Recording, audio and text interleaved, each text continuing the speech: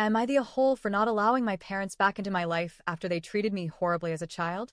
24F, don't think I've ever had what most people would consider a normal childhood.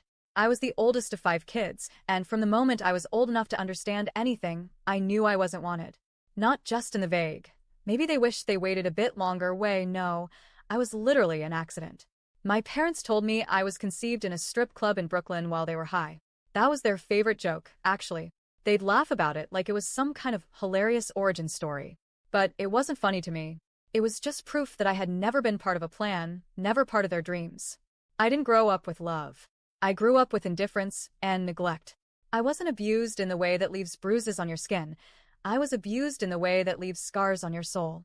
My parents were too busy with my younger siblings, the ones they wanted, the ones they planned, to even acknowledge me unless they were insulting me or assigning blame. My dad used to say things like, "Suck it up. Get used to it," whenever I cried or asked for help. Why?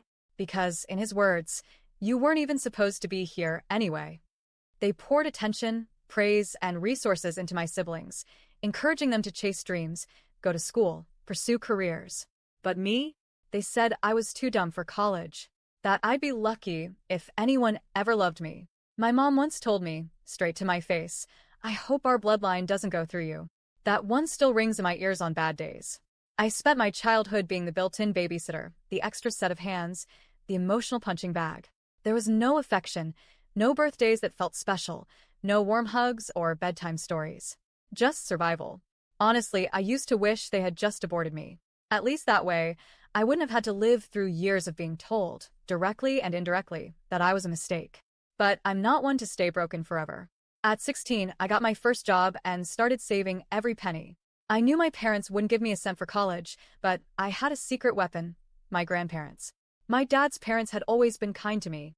They saw through the mess, and when they heard about my plans for college, they offered to help pay tuition if I could handle the rest. So I kept saving, planning, dreaming. At 19, I left. Packed up my stuff, moved out, and never looked back. I cut ties with everyone, except my grandparents. They were the only ones who truly stood by me, and they respected my decision to go no contact with my parents. They promised not to share anything about me, where I lived, what I was doing, nothing. Since then, I've built a life I'm truly proud of. I graduated with a master's degree in cybersecurity management from Georgia State University. I bought a 2-story house. I'm in a healthy, loving relationship with an amazing man who treats me the way I always wished my family would. And now, I'm 6 months pregnant with our first baby. We're planning to get married after the baby arrives.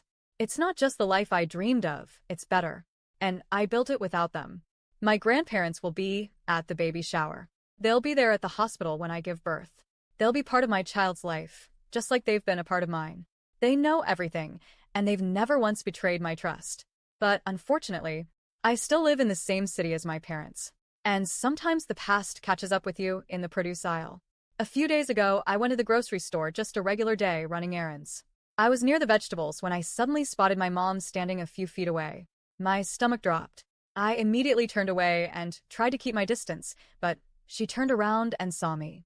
She rushed over like she was excited, like we hadn't gone years without speaking. She said my name, smiled, and started asking why I never call or visit. I stared straight ahead, pretending she wasn't even there. But then she looked down and noticed my baby bump. "Oh my God," she gasped, and without asking, she reached out and put her hand on my belly. I snapped. I slapped her hand away and said, "Don't put your ***king hands on me." Her smile faded, but she still had the audacity to say, "I can't wait to meet the baby. You should come over more often." I looked her dead in the eyes and said, "Not in a million years would I come back to hell." She flinched, then snapped, "Stop being rude." Like I was the one being unreasonable. I didn't even reply. I just walked out of the store. Didn't buy anything. Didn't look back. I went home and ordered groceries online. I couldn't stomach the idea of running into her again. Later that night, though, I started feeling conflicted. There's a part of me, the child inside me, that still aches, still wants a mom. I started wondering if I had gone too far. Was I cruel? Did I just disrespect the woman who gave birth to me? But then another part of me, the woman I've become, shook me out of it. Why should I feel guilty for setting boundaries? For protecting myself and my unborn child from someone who never protected me? Why is she allowed to touch me like we're close when she never once held me when I cried as a kid? She didn't want me. She made that painfully clear. So now she doesn't get me. Not me, not my life, not my child. Still, I can't help but wonder, am I the a-hole for refusing to let her back in? For cutting off people who should have loved me but didn't? For standing my ground, even when my heart feels heavy?